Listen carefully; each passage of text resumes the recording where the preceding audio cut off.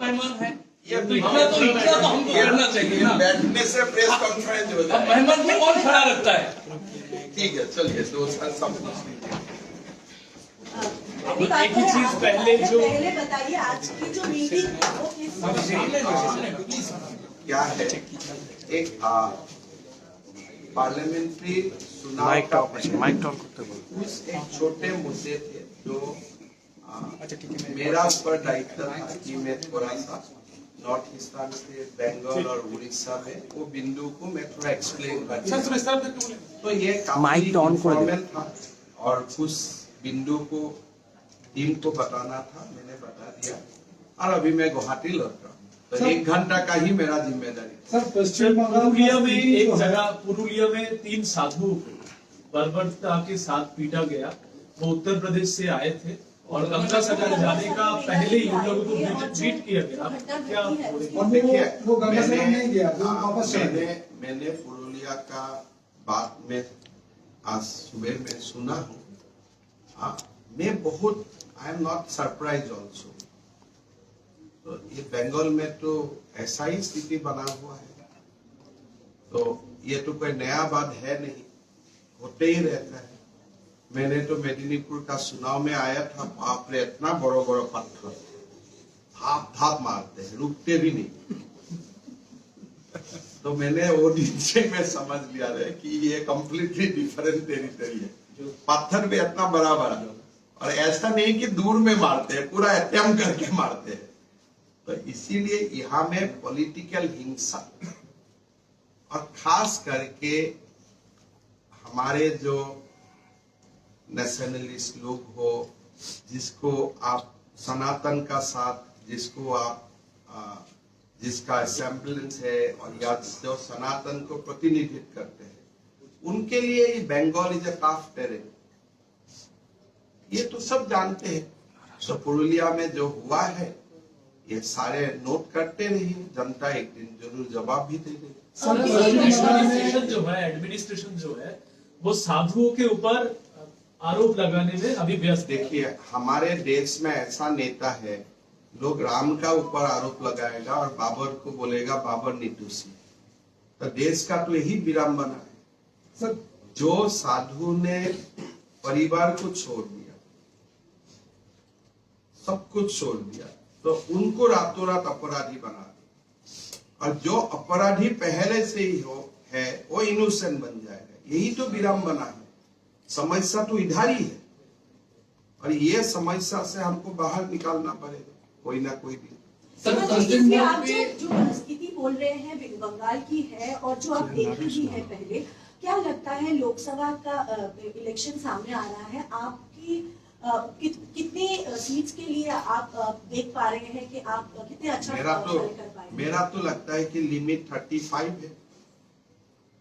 आप लोग कॉन्फिडेंट है? जो कॉन्फिडेंट तो अभी शुरुआत हुआ हूँ मैं, कॉन्फिडेंट होने नहीं होना अलग बात है, लेकिन हमारा बंगाल का कार्यकर्ता कॉन्फिडेंट है कि हम लोग 35 तक जा पाओगे। मेरा तो मन है 42, ये दिल मांगे मोर, लेकिन मेरा लगता है कि 35 is reasonable target. Trinamool Congress का सांसद शताब्दी राय, तृणमूल कांग्रेस का सांसद शताब्दी राय ने कहा है बीजेपी राम को ट्रीट कर रहा है ऐसे कि जैसे वो बीपीएल तालिकाभुक्त है, इसीलिए उसका घर बना रहा है। तो उससे और ज्यादा आप क्या सोच सकते हैं? कभी बाबर का बारे में बोल सकते हैं तो कि बाबर को बीपीएल बना रहा है कांग्रेस। राम का नाम में अनप शनप शब्द बोलने में उनका जो कंपटीशन है, मैं उनको चैलेंज करके बोलता हूं कि कभी बाबर का नाम में बोलो, कभी औरंगजेब का नाम में बोलो, कभी अल्लाह का नाम में बोलो। हम तो ना अल्लाह का खिलाफ बोलता हूं, ना हम भगवान का खिलाफ बोलता हूं, ना हम जेसस का खिलाफ बोलता हूं, लेकिन आप लोग तो माहिर हैं हिंदुओं का भगवान का खिलाफ बोलने में। अगर दम है तो दिखाओ अल्लाह का खिलाफ बोल के, दम है तो दिखाओ यही शब्द बाबर का नाम में व्यवहार करते, वो तो दम आपका नहीं है। लेकिन हम बीजेपी, हम अल्लाह का भी नमस्कार करता हूँ, श्रद्धा करता हूँ, राम का भी श्रद्धा करता हूँ, जेसस का भी श्रद्धा करता हूँ। प्रॉब्लम है सेकुलरिज्म का मतलब एंटी हिंदुइज्म नहीं है, सेकुलरिज्म का मतलब एंटी राम नहीं है। राम रहीम दोनों को लेकर चलो। बट बंगाल सेकुलरिज्म का डेफिनेशन है राम को गाली दो और रहीम को आगे बढ़ाओ। तो ये आप दोनों को साथ में लेके चलो, you take both Ram and Rahim together, कोई प्रॉब्लम नहीं है, देश शांति में होगा। बट आप राम को तो गाली दे सकते हैं, राम को आप बीपीएल भी बना देगा, लेकिन रहीम को क्या बीपीएल बनाने का आपका दम है? एक दिन दिखाओ कहीं। हेमंत जी, यहाँ पे संदेश खाली पे ईडी और सीबीआई जब कार्रवाई करने गए थे तो वहां पे उन लोगों को पीटा गया या फिर उन लोगों को वापस आना पड़ा। टीएमसी की तरफ से आपके खिलाफ ये बोला जा रहा है कि जब बंगाल का सीआईडी अशोक धानुका के लिए वो झारखंड का आपको मैं बताऊं सच बात, सीआईडी को पूरा 7 दिन मैंने खिलाया, खाना भी खिलाया बंगाल सीआईडी को। ये लोग गया था हाथ में बिना पैसा लेते हुए। ममता दी मुझको फोन किया तो मैंने खाना भी खिलाया, गाड़ी भी मेरा ही गाड़ी दिया हूं। आप कभी पूछ के देखिए, बंगाल सीआईडी को दामाद को भी ऐसा अच्छा से नहीं रखते, मैंने जितना अच्छा से रखा। जो कांस्टेबल गया था, ममता दी मुझको सुबह फोन किया, मेरा तो पता भी नहीं कि हिमन देखो हमारा पुलिस जा रहा है, सुविधा नहीं मिल रहा है। उनको मैं गाड़ी दिया, पलटन बाजार का होटल में रुका था, होटल का किराया दिया, तेल दिया, पेट्रोल दिया, खाना खिलाया, मैंने घर से नहीं, असम पुलिस का ओर से। तो हम लोग ये सब में नहीं लगते। वो व्यक्ति का तो सुप्रीम कोर्ट ने बेल कर दिया, बेल करने का बाद आप उनको कैसे अरेस्ट कर सकते हो? लेकिन कभी भी बंगाल का पुलिस काल भी मुझे भी अरेस्ट करने जाए, मैं उसको दामाद का तरह भी रिसेप्शन करूंगा। इसलिए दायित्व बनता है, these are our constitutional responsibility. Sir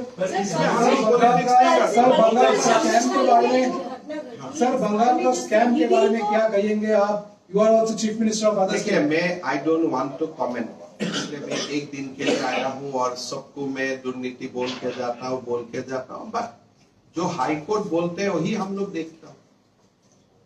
जो हाईकोर्ट जो बोलते हैं उसका, और ऊपर में मैं क्या बोलूं, मैं तो एक छोटे आदमी हूँ। जब हाईकोर्ट का जज हर दिन, आजकल तो लाइव टेलीकास्ट भी होते हैं, कभी कभी मैं शौक से सुन भी लेता हूँ, देखते बंगाल हाईकोर्ट का प्रोसीडिंग। तो बंगाल हाईकोर्ट का प्रोसीडिंग सुनने से ही तो आपको सारे मालूम हो जाते हैं। उसका बाद आप पॉलिटिशियन का कमेंट लेके क्या करेगा? लाइव भी आते हैं, टीवी भी बनते हैं, वीडियो भी बनते हैं, वही वीडियो को सलाह दो। मैंने अभी पंचायत चुनाव का पहले एक महिला जज का मैंने इंटरेक्शन सुन रहा था। हाँ, मैं नाम भूल गया। वो जैसे बोल रहा था, from the share of her lordship, क्या कानून है आप लोग के? मैं तो सुन के भाग गया, क्या प्रदेश है? फिर मेरा पत्थर का याद आता। जज बोल रहे हैं, आप मेरा मुंह से क्यों करवा रहे? सर मेरा मुंह से बोलने से फिर कल आपको एक प्रेस कॉन्फ्रेंस अटेंड करना पड़ेगा, आपका कष्ट हो जाएगा। पर सर लेकिन जब जजेस बोलते हैं, जो एक लेडी जजेस खास करके, जब ऐसा मतलब उनका वो दिन चेहरा देख के ऐसा लगा कि इंडियन जुडिशियरी का कोई जो एक ऑरा होते कुछ भी नहीं है, कैसा लगा? तो फिर मैंने यूट्यूब का वीडियो भी देखा, तो उसका बाद मेरे से आप क्यों टिप्पणी लेते हो? मेरा टिप्पणी लेने से कल आपको दोबारा एक प्रेस कॉन्फ्रेंस अटेंड करना पड़ेगा, और परसों दिन यहाँ मैं नहीं रहूंगा मेरा जवाब देने के लिए। सर आप एक स्टेट का चीफ मिनिस्टर है। सर आप एक स्टेट का चीफ मिनिस्टर है। वहां पर केंद्रीय बहुत एजेंसी भी काम करता है, ईडी सीबीआई की तरह। पर कोई सीएम अगर ये कहे टीएमसी पार्टी वर्कर्स के लिए कि आप प्रतिरोध कीजिए, ईडी सीबीआई को देखकर प्रतिरोध की बात करता हूं। जो लोगों का पॉलिटिकल इक्विपमेंट नहीं है, वो लोग बोलेगा प्रतिरोध करो। एक दिन प्रतिरोध करो, 2 दिन सीआरपीएफ बीएसएफ आके उठा के ले जाएंगे। तो उससे अच्छा है प्रतिरोध ना करो, पहले दिन ही चला जाओ, कम से कम बेल जल्दी मिल जाएगा। अभी वो प्रतिरोध करने वाला बात कोर्ट का रिकॉर्ड में भी आ जाएगा। तो अरेस्ट तो जो होना है उनको तो होना ही है। Law has to be, the majesty of law has to be prevail. तो जो आपको 2 दिन में बेल मिलता था, आपको 10 दिन लगे। तो इसीलिए जो पॉलिटिकली इमेच्योर्ड है वो लोग सीबीआई ईडी ये लोग को प्रिवेंट करता है। Politically you fight against CBI, लेकिन कोई फिजिकली फाइट करते हैं। तो फिजिकली फाइट करने का मतलब 2 दिन का जगह में आपको जेल में 10 दिन रुकना पड़ेगा। तो इसलिए मैं कभी कभी सोचता हूँ ये इसका पॉलिटिकल ट्रेनिंग कहाँ होते हैं। इंडिया के गठबंधन में हेमंत जी, सर ये प्रतिनिधि अरे जाओ ना, एक आध दो तीन पूछ लीजिए, बहुत ज्यादा हेमंत जी, मैं तो- इंडिया गठबंधन में इंडिया के सीट शेयरिंग में पहला तो आज ममता बनर्जी नहीं है, दूसरा आज केजरीवाल जी राहुल गांधी से मिले, तो क्या लग रहा है एक तरफ जब कांग्रेस देखिए, ये जो इंडी गठबंधन है, एक ये सॉप ओपेरा है, ये आप लोगों को एंटरटेनमेंट देते रहेगा। सुबह एक नाराज हो जाएगा, फिर शाम को उसका साथ संवाद होगा, नेक्स्ट डे दूसरा एक नाराज हो जाएगा, फिर दिन तीसरा नाराज हो जाएगा। आपने जो सास बहू का सीरियल देखा है ना, यही इंडी गठबंधन है। और कितना क्वेश्चन, मैं हर बार इंडी गठबंधन का मीटिंग में मुझको एक जर्नलिस्ट आके पूछता है, आज नीतीश नाराज है, कल लालू नाराज है, कल ममता ने ऐसा बोला है, तो कुछ ना कुछ कहानी होते ही रहते हैं। तो ये एक सॉप ओपेरा जैसा सिचुएशन है, और लोकसभा का लास्ट बैलट कास्टिंग तक ये सॉप ओपेरा आप लोग को मिलते रहेगा। आप लोगों को एंटरटेनमेंट नाराज होने का पीछे का रहस्य सर, क्या है? नाराज होना है ही नहीं। जब एक व्यक्ति का खिलाफ एक गठबंधन होता है, जो ऑर्गेनिक गठबंधन नहीं होता है, ऐसे तमाशा चलते रहेगा। तो ये मैं इसलिए आजकल टिप्पणी देना बंद कर दिया। हर मीटिंग का बाद एक एक टिप्पणी देना पड़ता है, हर एक नया लीडर का नाम आ जाते हैं। इससे ही जुड़ा एक सवाल है, ममता जी, बनर्जी मैडम कुछ पूछने के लिए। ममता बनर्जी ने कांग्रेस से आसाम से एक सीट मांगा है कि तृणमूल कांग्रेस आसाम से दे लड़ना दे चाहती है। देना सही, वही दे दिया दीदी को, चलो कौन सा सही आप ले लो। क्या ये सब सीट मांगना होगा? कोई आसाम में पागल होगा तो सीट मांगेगा, तो उसका कोई कारण नहीं। आसाम में सीट लेने से कोई फायदा किसी का नहीं है, जो रिजल्ट होने वाला हो गया। Sir what about CAA Bengal की बहुत बड़ा मुद्दा है। देखिए, BJP as a party we are always in support of CAA, उसमें कोई दुविधा नहीं है। असम में लोगों का बीच में कुछ रिजर्वेशन है और वो रहेगा, लेकिन we have to stand for Hindu refugee at the cost of, कभी कभी उसमें मेरा राजनीतिक थोड़ा सटी भी होगा, लेकिन एक ह्यूमैनिटी, एक जो भारत का एक रेस्पॉन्सिबिलिटी है towards the Hindu migrants, Hindu refugee, उसको तो हमें निभाना ही पड़ेगा। तो गृह मंत्री जी डिसाइड करेगा कब नोटिफाई करना है, लेकिन बीजेपी सीए का ऊपर प्रतिबद्ध है। और असम, उसका कारण असम में we pay political price also, but we have not change our stand. हमारा काफी लॉस हुआ है, हमारे बीच से कोई लोग पार्टी से निकाल के चला गया है, हमें चुनाव में सीट भी हारे हूं, और कोई सारे डिस्टर्बेंस भी असम ने देखा, बट फिर भी we have not change our position. Paschim Bengal का चीफ मिनिस्टर इसका विरोध कर रहा है। देखिए ये क्यों विरोध करता है मैं नहीं जानता हूं, लेकिन Hindu refugee need a permanent address. कितना दिन भटकते रहेंगे, they can not go back to Bangladesh. आप कैसे बांग्लादेश भेज सकते हैं? संभव नहीं है। कोर्ट ऑर्डर देते रहता है कि ये लोग फॉरेनर है, फॉरेनर है। तो एक तो फाइनल कॉल तो आना ही पड़ेगा। तो इसीलिए जो भी अपोज करता है उनका आर्गुमेंट क्या है मैं नहीं जानता हूं, लेकिन कम से कम एक बंगाली तो इसको अपोज नहीं करना चाहिए। The world sufferers are Bengali Hindus. अगर बंगाली, इसीलिए हमारा प्रॉब्लम होता है असम में। असम का अपोजिशन लोग मुझको बोलते हैं कि जब ममता बनर्जी सीए को अपोज करता है, आप क्या उनसे भी ज्यादा बंगाली प्रेमी हो क्या? Why you are supporting? तो उसके लिए मेरा दिक्कत भी होता है। जब ममता जी इसको अपोज करता है तो असम में मैं रिसीविंग एंड में आ जाता हूं, इसलिए मैं तो ममता दीदी से तो ज्यादा बंगाली नहीं बन सकता हूं। तो लोग हमें क्रिटिसाइज करता है कि जो बात ममता बनर्जी अपोज करता है वो बात आप क्यों सपोर्ट करते हैं? Are you a bigger Bengali than Mamata? तो ये अपोज करके हमें जैसा लोगों को भी डिफिकल्टी में डाल दे। वन नेशन वन इलेक्शन में ममता बनर्जी ने इसी को कह दिया है कि हम लोग सपोर्ट नहीं करते। बहुत बढ़िया है, उसका रिकॉर्ड व्यू रिकॉर्ड हो गया होगा। कल से न्याय यात्रा, लेकिन ऐसा मत मानिए कि कोई व्यक्ति बोल देने से बाकी कमिश्नर या रे वो बोला है अभी हमें, हम भी बोलेगा, हम भी एक चिट्ठी लिखेगा सपोर्ट करके। उनका कहना है डाइवर्सिफाइड हाँ, कंट्री है। वो बोलेगा मैं अपोज करता हूँ, मैं बोलूंगा मैं सपोर्ट करता हूँ। थोड़ा मोड़ा मैं भी एक सीएम हूँ, एक सीएम सपोर्ट किया, एक सीएम अपोज किया, जीरो हो गया। और भाजपा के सीएम तो ज्यादा है। बाकी मैं नहीं बताया। कल से न्याय यात्रा शुरू हो रही है मणिपुर से। अन्याय वाला एक भारत तोड़ो अन्याय यात्रा शुरू हो रहा है। 47 में भारत को तोड़ा, फिर अभी न्याय का नाम में अन्याय कर रहे हैं। वो लोग न्याय कैसे बोले? सिखों का दंगा का ब्लड उनका हाथ में है। असम में हजारों लोगों को मारा है, उनका ब्लड उनका हाथ में है। और कितना में इंसिडेंट बना। तो जो व्यक्ति का हाथ अभी भी ब्लड से भरा हुआ है, वो न्याय बोलने का पहले कम से कम रामलला का मंदिर में तो जाओ माफी मांगने के लिए।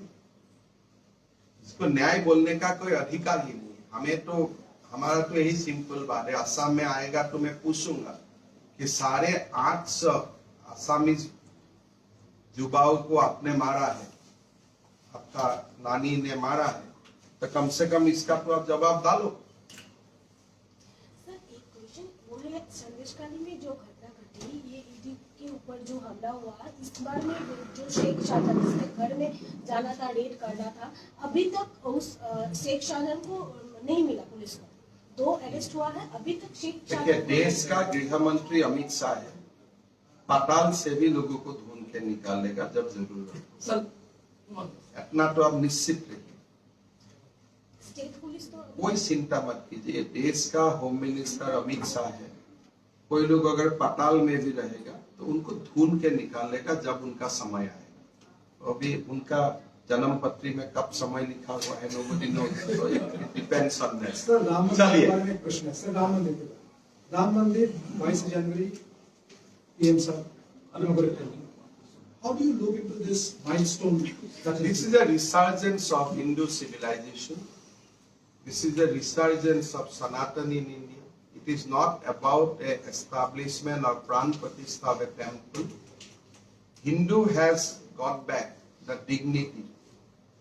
We were waiting for this golden moment for last 500 years. Generation have sacrificed for that. So 22nd January will be remembered as a triumph for Hindu civilization.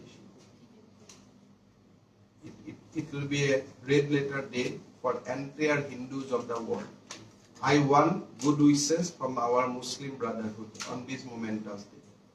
मैं हमारे मुसलमान और जो ईसाई भाई बहन हैं, उनसे मैं शुभेच्छा मांगता हूँ। जैसे आपका रिलीजन का कोई माइलस्टोन इवेंट होगा तो हम लोग आपको शुभेच्छा देता हूँ, मैं आप लोगों से भी शुभेच्छा मांगता हूँ कि this is a day which Hindu was waiting for last 500 years.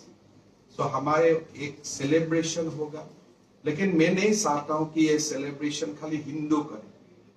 ये सेलिब्रेशन में मुस्लिम भाई भी साथ में रहे, मेरा ईसाई भाई भी साथ में रहे, मेरा सिख जैन भाई भी हमारा साथ में रहे। वो the 22nd January is not a day of conflict.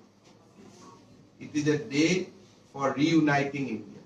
हमारे जो प्रश्न था मन में, न्यायालय ने हमें न्याय दिया। हिंदू का मन से एक बहुत बड़ा दुख हट गया। Now Hindu is open. Now Hindu is ready to embrace a new journey.